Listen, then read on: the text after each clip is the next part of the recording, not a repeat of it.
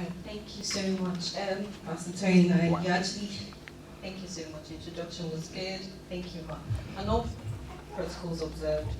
So yes, Atitaya has already talked about the core part actually of Beyond the Looks. She's already sort of addressed most of the things I wanted to say, but I still have some few points.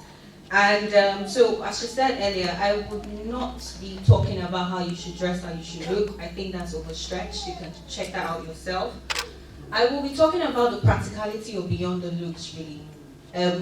When I say practicality, I will be addressing the issues of Beyond the Looks. So, like she said, for me, image is superficial. And in media right now, it's become, making up has become a construction. Does anybody feel me? Mm-hmm. There's a certain layer you have to do for you to look at certain parts. Sometimes you just put your eyebrows and like, oh, you wearing makeup at all? Well, maybe that's my own definition of makeup.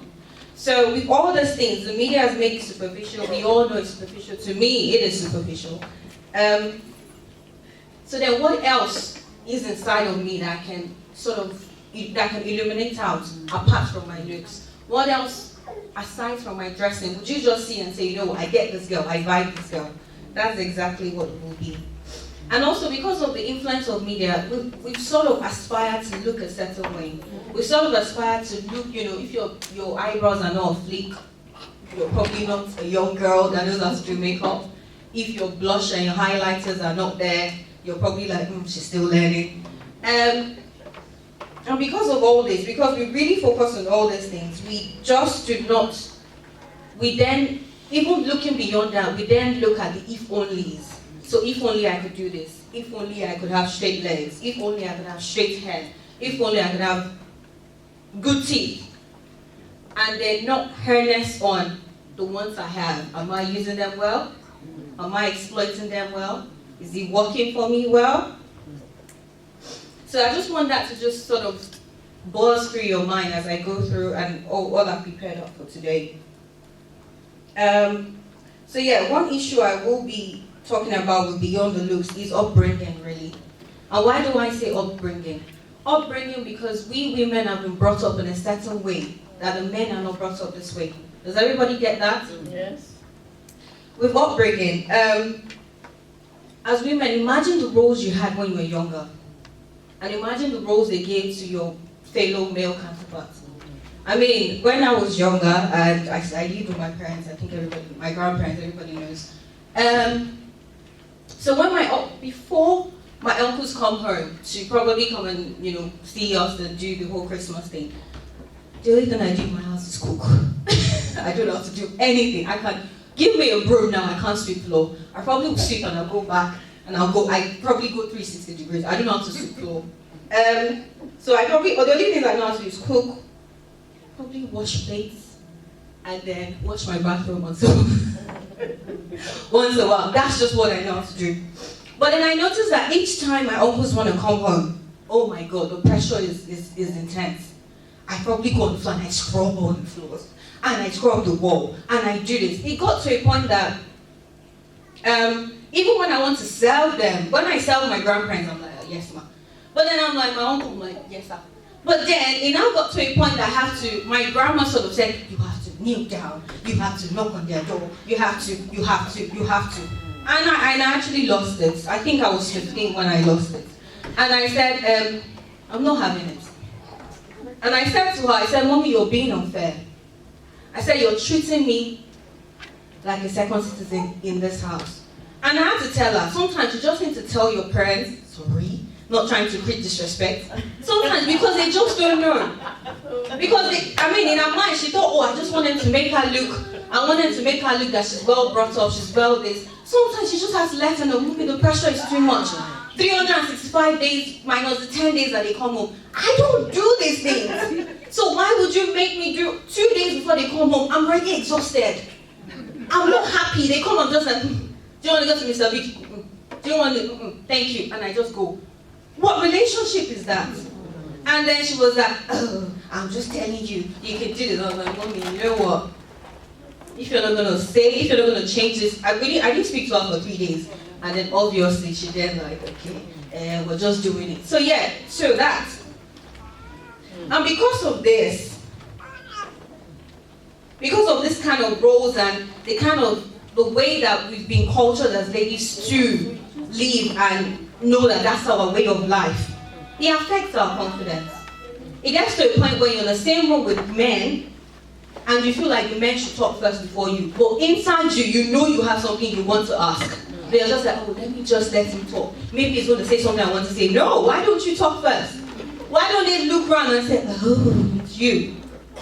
But because obviously we're all being brought up that way, we think, okay, they should take the lead, they should take the first. No, please. Secondly, and also, it also happens when we get into power as well. And even when you look at so many, there are so many women in politics, but so many women in politics that don't have this understanding, they still let the guys take charge. How can men be deciding women policy for you? How can men be deciding childcare policy for you? How can men be deciding women poverty alleviation? Why? And they do these things, they decide these things based on their own mentality. They didn't feel these things. They don't know how it feels. They don't know what it means to give birth to a child. So why would they decide? And then you come out and say it's unfair. Were you there? Did you speak up? These things are beginning to affect us because we just focus on this is how we look, this is what we should do. But then you're not realizing that you need to speak up. Look the part, talk the part, dress the part, and say the damn thing right. Thank you. Next one. I think I said already. And even minus the old politics side, let's take it back to work as well. Just as what advertised said, climbing through corporate ladders. Because we sit back, we want to take the back seat. We want to talk last. We want to sit with our women's counterpart. Trust me, when I go out to different conferences, I sit with a male. Why? Because I just want to sit next to that guy and probably just listen. And even when I want to talk, I don't go chat to women first. I try and chat to guys and like, okay, then I go to women. Just try and have a mix. But when you sit down with girls all the time, you continue to think like a girl. You continue to address the issue like a girl. You continue to address issue like women. But when you sit with men, you get the understanding. A man is very logical. He'll tell you what's on his mind the straight way he wants you to hear it. We women, we like to overdress. We like to dress issues. Why can't you take those parts, address the issue, talk about it straight away, and then emotionally address it like a woman? Next one, still on beyond the looks, still on the upbringing. I'm going to go back to the whole girl and boy issue because I really just want to address that. So, still on what I said. Also, we mothers, I'm not. You're not there yet. So we mothers, we always tell our girls to play safe. Does that ring a bell? So when a girl wants to, like for example, if your girl wants to be an astronaut, you always say, oh, that's not safe.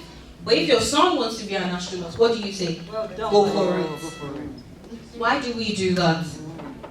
Why do we tell our girls to play safe? Why can't you tell the boys to play safe? Why can't you push your girls to reach and do the most daring things, and you push your boys to do the same?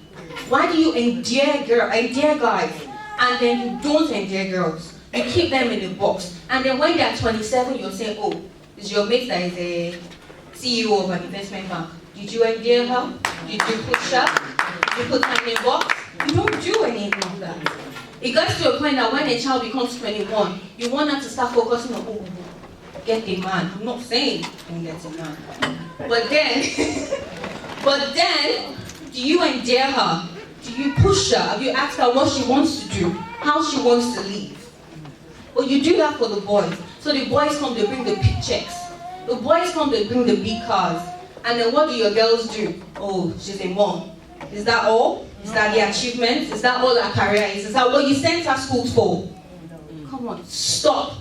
Give your girls the same risk as you give your boys. Split the roles. In children's church, I make the boys serve the lunch. And sometimes I make the girls self the love.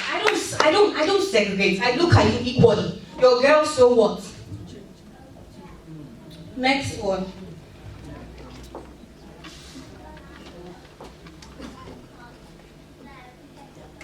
Also, and this has happened to me before, all of these things are actually personal experiences I had to break out myself. I had to listen. And I always say 2016 is my year of transformation. It's not finished yet, but trust me, since January 1st when I was here, I've seen it move. I'm not gonna lie.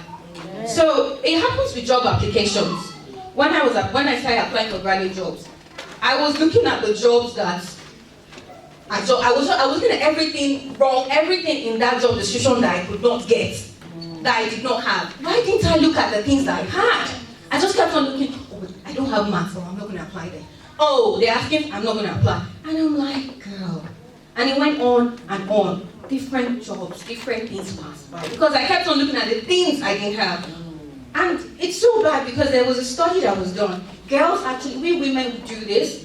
We look at 100% of things that we do not have, and then we then don't go for those jobs. Why, guys? If they have the top 3, they will apply for that job.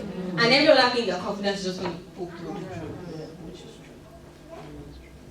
So rather than looking at, oh, I don't have this, I don't have that. Once they say there's a 2-1 there, be cool, I'm applying. That's it. But I'm not going to say, oh, they're asking for maths. Oh, 2 years. Once I just read it, this looks like I can just wing it. I'm going to go. And I just had to learn. If not, September, October, November, December, January, I didn't apply for anything. I just kept on saying, oh, I don't have this, I don't have that, I don't.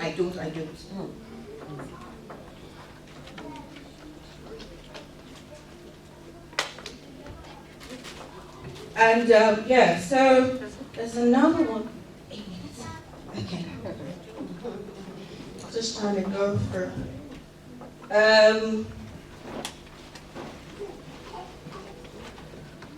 Yeah, I think I've addressed that already.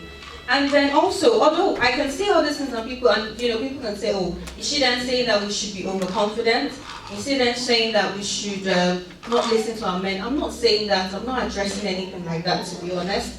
I know that, but what I describe is, we women were selfless, but at the same time, we need to act. Even though we're meant to be a certain way, you still need to act. That's one of the things I wanted to address.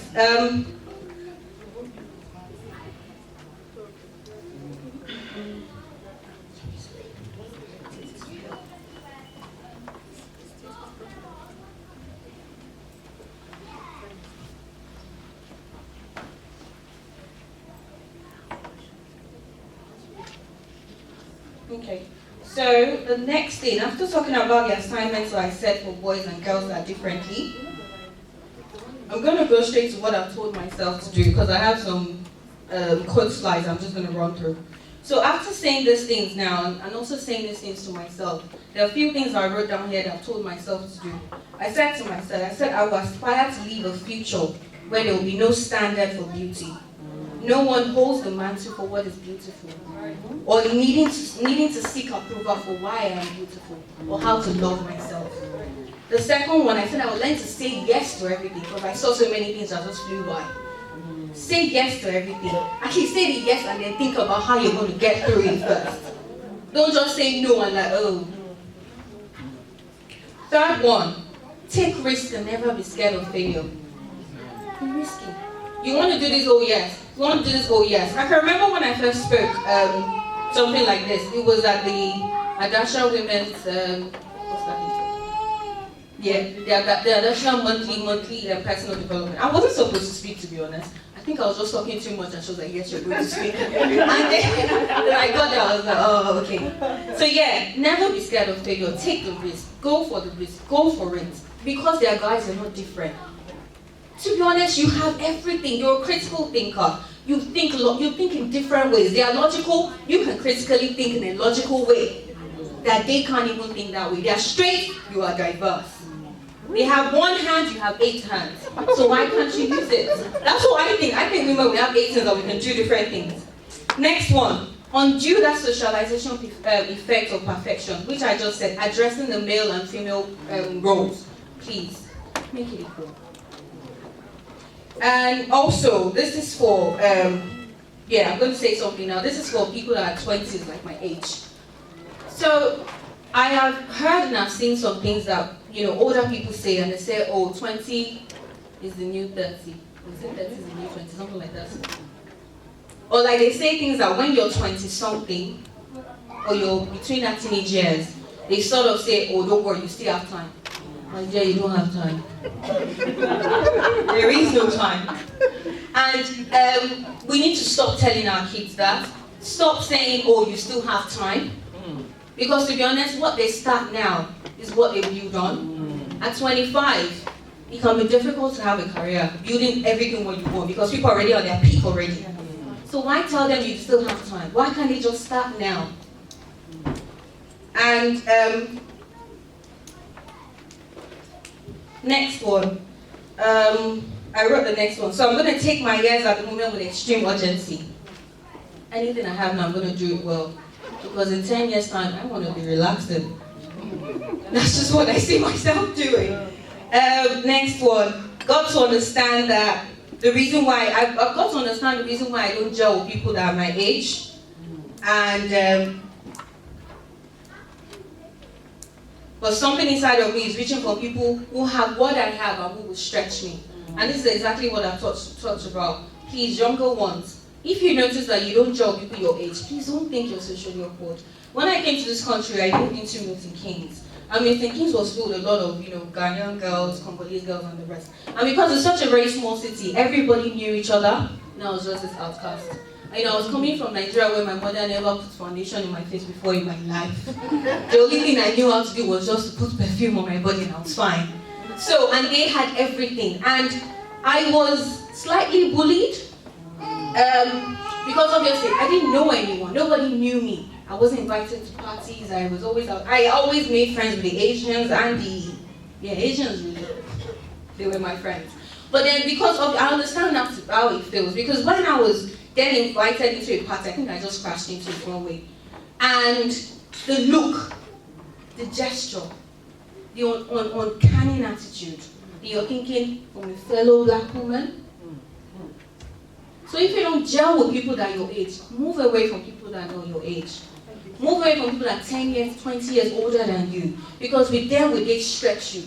If you're thinking, like, okay, I want to do this at this moment, people your age are not thinking that at the moment. Then why are you friends with them? I'd rather have the 40s, the 50s that are my friends than have the 20s that would not offer me anything. So you need to move away from that. Move to people that will stretch, people that will push you. What else have I told myself? And also, so back on that, 20 are the 20s are the critical age for adult development. And when you're 20-something, that's when you have 10 more years to figure it out. Well, not, as I said. Because you're robbed of the urgency of life. So people are telling you still have time, you still have time. Right now, you can experiment. Right now, you can do so many things. Right now, you can feel, there's no childcare, there's no dad, there's no husband that nobody's holding you back. Like if someone says, Titi, come and go to China, pack my small box and I'm off. Because nobody's telling me, oh, I don't have it, because there's nothing holding me back. I can just say, Mom, you know what, I'll call you. That's it. But once you get to that stage, you have to then think about every other thing. And that's when we start feeling that we're holding back. But when you're now, you gotta take it and move.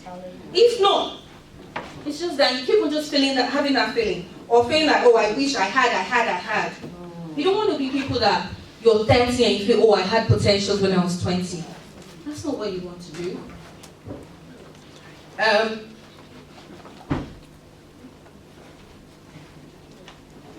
And another thing I told myself is start picking my family. Start picking not only my family, but also my friends. People say something that, oh, you can't choose your family. I can choose my family. I can choose who I call family. I can choose who I want to be my family. Not only can I not choose my friends, I can choose who I want my dad to be.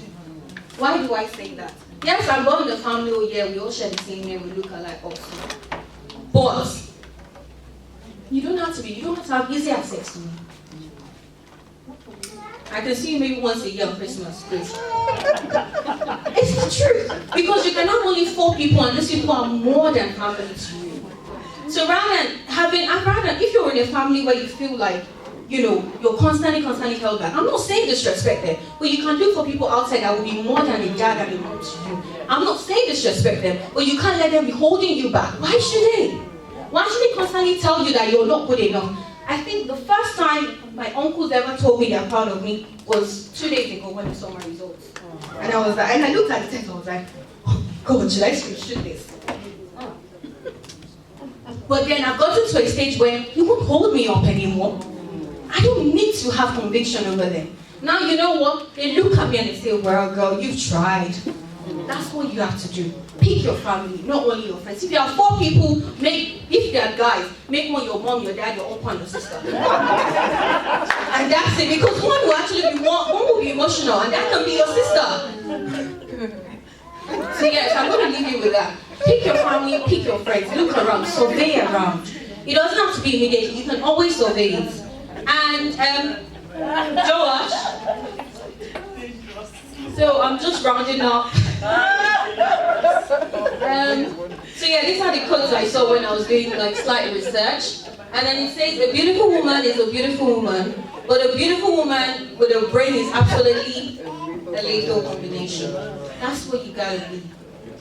That's what you have to be. Not just pretty and dumb. Next, please. Can we make this? So yeah, we have to start looking at the world through a woman's eyes.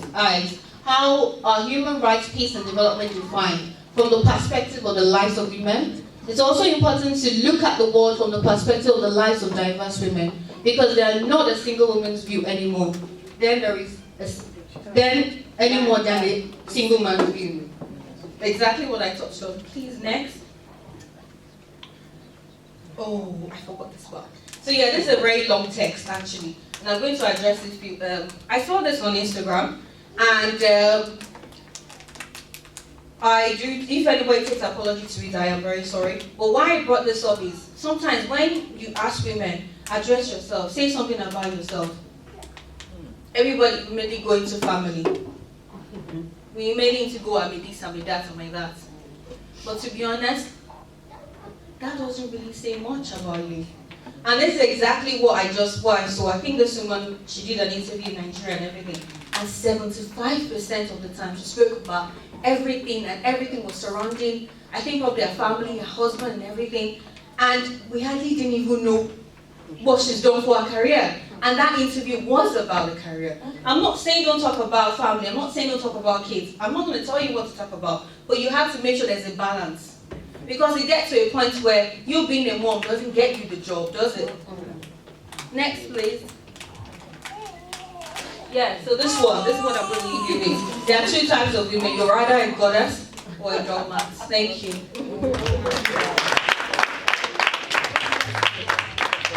Praise the Lord. Oh my God, grace. Somebody just said, I hope my children won't dump me after this.